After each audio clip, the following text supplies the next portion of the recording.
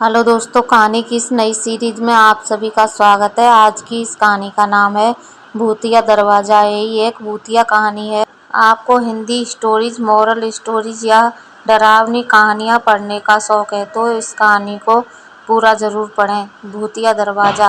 राजा भूदेव अंग देश के राजा थे। राजकुमारी सुरभि की माँ बचपन में ही गुजर गई। राजकुमारी का 16वां जन्मदिन मनाने की तैयारियां की जा रही थी। राजकुमारी खिड़की पर खड़ी सारी तैयारियां देख रही थी। अचानक उसने देखा कि सिपाही खतरनाक जानवरों को अंदर लेकर आ रहे हैं। राजकुमारी, महाराज, इन सभी जानवरों को महल के अंदर क्यों लाया जा रहा है? महाराज, राजकुमारी, मनोरंजन के लिए। तुम्हारा जन्म जो आ रहा है। कुछ सिपाहियां एक दूसरे से बातें करते हैं। पहला सिपाही, अगर यही हाल रहा तो राज्य के सारे जानवर समाप्त हो जाएंगे। हर हफ्ते 50 जानवर हवेली में भेजे जाते हैं। दूसरा सिपाही, चुप रहो, दीवारों को भी कान होते हैं, समझे? कहीं तुम्हारी बात राजकुमारी के कान तक ना पहुंच जाए। राजकुमारी सिपाहियों की बात सुनकर हैरान हो जाती है। वह जानवरों के पीछे पीछे उनका रास्ता लगाने लगती है। तभी एक सिपाही राजकुमारी को देख लेता है। सिपाही, राजकुमारी जी, आप यहाँ। महाराज के सख्त निर्देश हैं कि आपको यहाँ ना आने दिया जाए। अचानक तेज हवा का झोंका आता है और राजकुमारी की चुन्नी उड़ते हुए एक दरवाजे के पास गिरती है। राजकुमारी, अरे यहाँ तो पिताजी स्वयं दरवाजे के पास खड़े हैं और जानवरों को अंदर भेज रहे हैं। पिता को देख वह अपना दुपट्टा उठाकर वहां से चली आती है, पर राजकुमारी को सारी रात नींद नहीं आती। राजकुमारी, आखिर पिताजी मुझे वहां जाने के लिए क्यों मना कर रहे हैं? वो मुझे इस राज से दूर क्यों रखना चाहते हैं? आखिर इस दरवाजे का रहस्य क्या है? राजकुमारी ने अपनी खिड़की का दरवाजा बंद कर दिया और चुपचाप लेट गई। तभी महल की सबसे पुरानी और सबसे बूढ़ी दासी त्रिजटा उसके कमरे में आ गई। त्रिजटा, ओए मेरी प्यारी राजकुमारी, आज इतनी उदास क्यों लग रही हो? तुम्हें पता है, मैंने तुम्हारी माँ को भी पाल पोस कर बड़ा किया था, इसलिए मुझे अच्छी तरह से पता है कि तुम बड़ी परेशान हो। राजकुमारी, दासी माँ, क्या आप मेरे प्रश्नों का उत्तर दे सकती हैं? त्रिजटा, राजकुमारी, अगर तुम चाहो तो वो प्रश्न मुझसे पूछ सकती हो। राजकुमारी, लेकिन अगर उन्होंने पिताजी को बता दिया तो मेरे लिए बड़ी मुसीबत खड़ी हो जाएगी। नहीं दादी माँ, मेरे मन में किसी प्रकार का कोई प्रश्न नहीं। अगले दिन सुबह राजकुमारी महाराज के पास जाती है। उसे उदास देखकर महाराज उससे पूछते हैं, महाराज बेटी, बड़ी उदास लग रही हो। आज तो पूरे राज्य में तुम्हारा जन्मदिन मनाया जा रहा है और तुम खुश नहीं हो। लगता है रात भर सो नहीं पाई। राजकुमारी, पिताजी, आखिर उस दरवाजे का क्या रहस्य है? महाराज, बेटी, आज तुम्हारा 16वां जन्मदिन है। आज मैं खुद ही तुम्हें बताने वाला था। सुनो बेटी, ये लंबी कहानी है। जब तुम्हारी माँ गर्भवती थी तो हम दोनों जंगल घूमने गए। तभी हमें वहाँ अचानक एक बहुत खूबसूरत स्त्री दिखाई दी। वो बोली, स्त्री, महाराज, मैं चित्रगंगा हूँ। मुझे प्रथम दृष्टि में आपसे प्रेम हो गया है। मैं आपसे विवाह करना चाहती हूँ। महाराज, मैं विवाहित हूँ और अपनी पत्नी से प्रेम करता हूँ। चित्रांगना, महाराज, अगर आप अपना भला चाहते हैं तो आपको मुझसे विवाह करना ही होगा। इस साधारण स्त्री के लिए आप मुझे नहीं ठुकरा सकते। महाराज, तो तुम नहीं मानोगी? मुझे नहीं लगता कि तुम एक स्त्री हो, क्योंकि स्त्री के खूबसूरत शरीर में काला मन नहीं हो सकता। अभी मैं तुम्हें तुम्हारे असली रूप में लाता हूँ। महाराज अपने पवित्र रुद्राक्ष की माला का एक रुद्राक्ष उस स्त्री के ऊपर फेंक देते हैं और ऐसा करते ही वह अपनी असली बदसूरत और भयंकर रूप में आ जाती है। चित्रांगना, सही पहचाना, मैं जादूगरनी असुरबाला हूँ। तू अपनी पत्नी के रूप पर बड़ा घमंड करता है ना? आज के बाद तुझे अपनी पत्नी के चेहरे से घृणा हो जाएगी। महाराज, जादूगरनी ने तुम्हारी माँ को श्राप देते समय यह भी कहा था कि जल्दी ही तुम्हें एक बेटी पैदा होगी। जब तुम्हारी बेटी तुम्हारी शक्ल देखेगी तो वो भी तुम्हारे जैसी हो जाएगी। ऐसा कहने के बाद वो ना जाने कहाँ गायब हो गई। तुम्हारे जन्म के कुछ समय के बाद एक दिन अचानक ही महारानी का चेहरा बहुत भयंकर हो गया।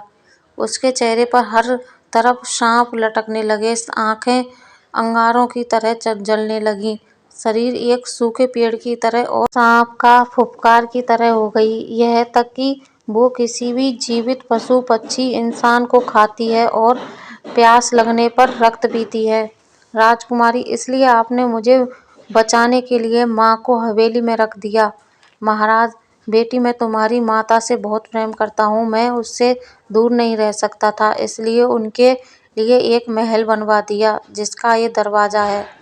इसमें तुम्हारी माँ के लिए ये जानवर भेजे जाते हैं जिन्हें खाकर वो अपनी भूख मिटाती है।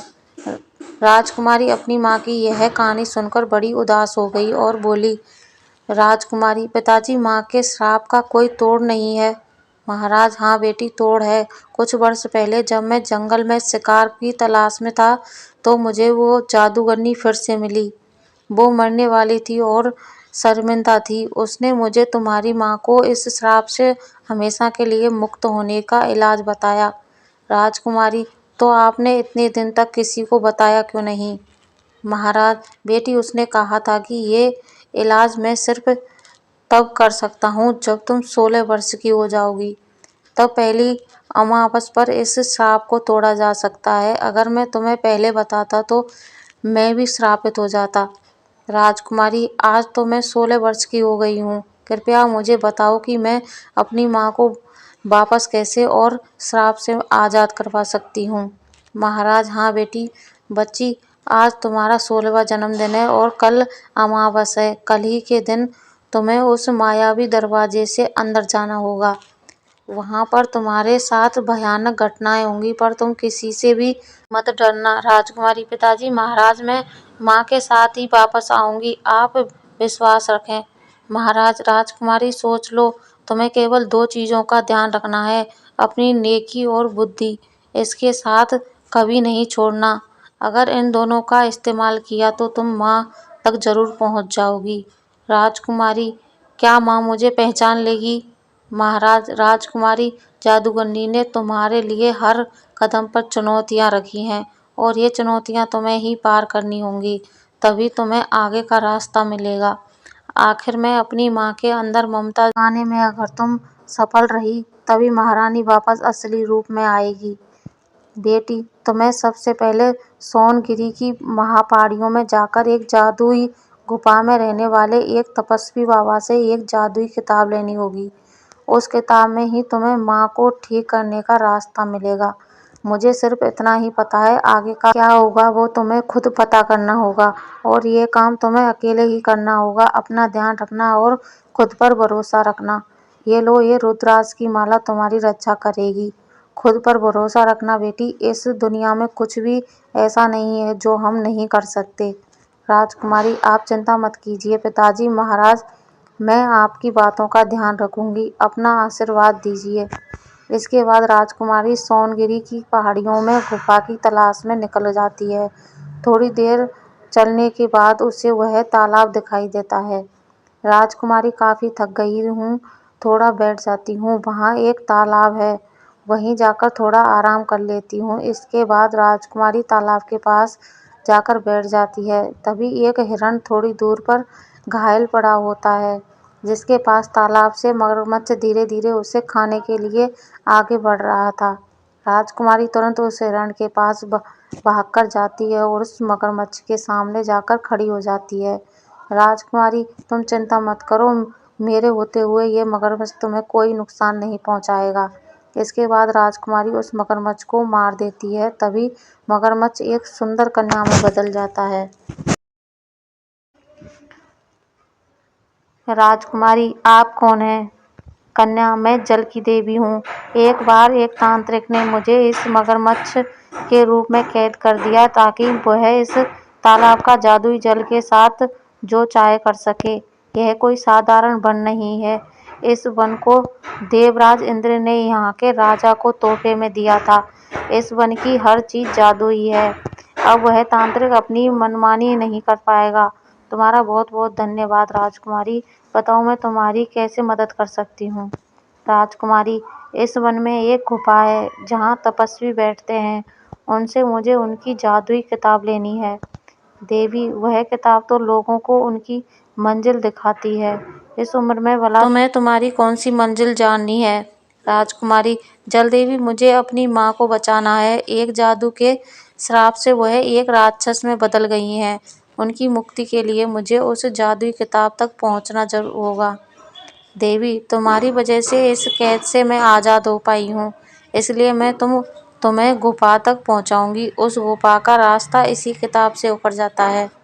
वहाँ तक सही सलामत पहुँचने में यह जल रथ तुम्हारी सहायता करेगा। मैं तुम्हारी कामयाबी के लिए प्रार्थना करूँगी। जाओ, तुम्हारी यात्रा सफल हो। इसके बाद राजकुमारी उस जल रथ में बैठकर तालाब के अंदर चली जाती है। थोड़ी देर बाद वह गुफा तक पहुँच जाती है। जल रथ से उतरकर राजकुमारी गुफा के अंदर चली जाती है। वहाँ उसे एक छोटी सी मछली के पंखों में एक कांटा फंसा हुआ दिखता है। राजकुमारी जैसे ही उसके पंखों से वह कांटा निकालती है, मछली, आपका बहुत बहुत धन्यवाद राजकुमारी। इस कांटे की वजह से मैं अपने अपनों से पीछे छूट गई थी, लेकिन अब मैं उनके पास जा सकती हूँ। धन्यवाद राजकुमारी। वैसे आप यहाँ क्या रही हैं? इस जगह तो इंसानों को आए सालों बीत गए। राजकुमारी, मुझे यहाँ जो तपस्वी रहते हैं ना, उनसे मिलना है। उनके पास जो जादुई किताब है वो मुझे चाहिए। मछली, जादुई किताब? वह भला क्यों चाहिए तुम्हें? तो तुम्हें अपनी माँ को बचाने के लिए यह किताब चाहिए। तभी वह छोटी मछली एक तपस्वी में बदल जाती है। तपस्वी, मैं तुमसे खुश हुआ बेटी। तुम इस किताब से कोई भी एक सवाल पूछ सकती हो, उसके बाद यह किताब अपने आप गायब हो जाएगी। राजकुमारी, आपका बहुत बहुत धन्यवाद बाबा। आखिरकार मैंने अपनी पहली मंजिल पार कर ही ली। जादुई किताब, मुझे बता, मैं अपनी माँ को उस जादू के श्राप से कैसे आज़ाद कर सकती हूँ। किताब, इस श्राप से मुक्ति तभी मिलेगी जब कोई जंगल की आत्मा की मणि को महारानी के माथे के बीचों बीच लगा देगा। इससे महारानी अपने असली रूप में आ जाएगी। इसके बाद राजकुमारी उसी जल रथ में बैठकर वापस आ जाती है और सोचने लगती है, राजकुमारी, अब मैं वह मणि तक कैसे पहुंचूं? राजकुमारी को वहीं हिरण दिखता है जिसके प्राणों की रक्षा उसने उस मगरमच्छ से की थी। हिरण, आप इतनी उदास क्यों हैं? राजकुमारी, तुम भी बोल सकते हो। हिरण, आप भूल गई, यह वन जादुई है। यहाँ सब बोल सकते हैं। इसके कण-कण में जादू है, हर जगह जादू है। आप इतनी परेशान क्यों हैं राजकुमारी? राजकुमारी, मुझे अपनी माँ को बचाना है, इसलिए मुझे वन देवी की आत्मा से निकली मणि की ज़रूरत है, पर समझ नहीं आ रहा कि वहाँ तक कैसे पहुँचूँ। मैंने तो कभी माँ को देखा ही तक नहीं है। ना जाने कैसी होंगी वे उस हालत में। काश मैं अपनी माँ को बचा पाऊँ। हिरण, राजकुमारी, भाग जाइए यहाँ से, वरना यह दानव मेरे साथ साथ आपको भी मार के खा जाएगा। जाइए राजकुमारी, आप चली जाइए यहाँ से। राजकुमारी, मैं तुम्हें छोड़ के नहीं जा सकती। तुम यहाँ से जाओ, मैं इसका ध्यान भटकाती हूँ। उतने में तुम भाग जाना, ठीक है? हिरण, नहीं राजकुमारी, यह हमारी नियति है। हमारे जन्म लेते ही मौत हमारा पीछा करने लगती है, लेकिन आपको अपनी माँ को बचाना है। आप जाओ यहाँ से, मैं इसका ध्यान भटकाता हूँ। राजकुमारी, मैं एक क्षत्रिय हूँ, इस तरह पीठ दिखा के भागना हमारे खून में नहीं है। इस दानव का मैं वह हाल करूँगी कि आज के बाद किसी को नहीं खा पाएगा। इसके बाद राजकुमारी उस दानव से लड़ने लगती है। काफ़ी देर तक लड़ने के बाद जैसे ही राजकुमारी अपनी तलवार से उसे मारने वाली होती है, वह दोनों आँखों में आंसू देख लेती है और थोड़ी देर में एक छोटा सा दानव देख लेती है जो उसी दानव का पुत्र होता है। यह देख राजकुमारी रुक जाती है और उन्हें जाने देती है। राजकुमारी, आज के बाद इस तरह का नुकसान किसी को नहीं पहुंचाना। जाओ, वहाँ तुम्हारा बच्चा तुम्हारी राह देख रहा है। हिरण, आपने उसे क्यों जाने दिया राजकुमारी? राजकुमारी, मैं एक बच्चे को उसकी माँ से अलग नहीं कर सकती। आज जब मैं खुद तरस रही हूँ तो भला यही दर्द मैं किसी को और को कैसे सहने दे सकती हूँ? हिरण, आप सच में बहुत दयालु हैं। आपसे मिलना मेरी खुशकिस्मती है। राजकुमारी, राजकुमारी, तुम भी कैसी बातें कर रहे हो? चलो, अपना ध्यान रखना और हाँ, ध्यान से देखकर बाहर निकलना, समझी? मैं चलती हूँ, अभी लंबा सफ़र तय करना है। हिरण: वह तो ठीक है, लेकिन अगर तुम चली गई तो यह मणि कौन ले जाएगा? राजकुमारी: मतलब? तभी हिरण वन देवी में बदल जाता है। देवी: मैं तुम्हारे आने का उद्देश्य पहले से ही जानती थी, लेकिन मैं देखना चाहती थी कि तुम मेरी आत्ममणि लेने के काबिल हो भी या नहीं। यह सब एक छलावा था तुम्हें परखने के लिए। मुझे पहली बार अपनी आत्ममणि देने में खुशी हो रही है। तुम अपने उद्देश्य में सफल हो, मेरी यही दुआ है। मैं बहुत प्रसन्न हूँ तुमसे। लो, ले जाओ तो इसे। वनदेवी अपने शक्तियों से अपनी आत्ममणि को राजकुमारी को दे देती है। राजकुमारी: आपका यह उपकार मैं कभी नहीं भूलूंगी वनदेवी। देवी: जाओ पुत्री, काम खत्म होने के बाद पुनः मेरे पास लौट आना। अब जाओ, देर मत करो। इसके बाद राजकुमारी अपने महल वापस आ जाती है। राजा: तुम आ गई बेटी।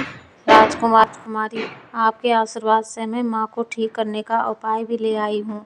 अब बस महल के उस कमरे में जाकर माँ को बचाना है।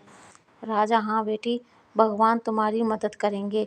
इसके बाद राजकुमारी उस कमरे में चली जाती है। जैसे ही राजकुमारी हवेली के अंदर पहुंचती है, चारों तरफ भयंकर जानवर मांस की बदबू फैली हुई थी।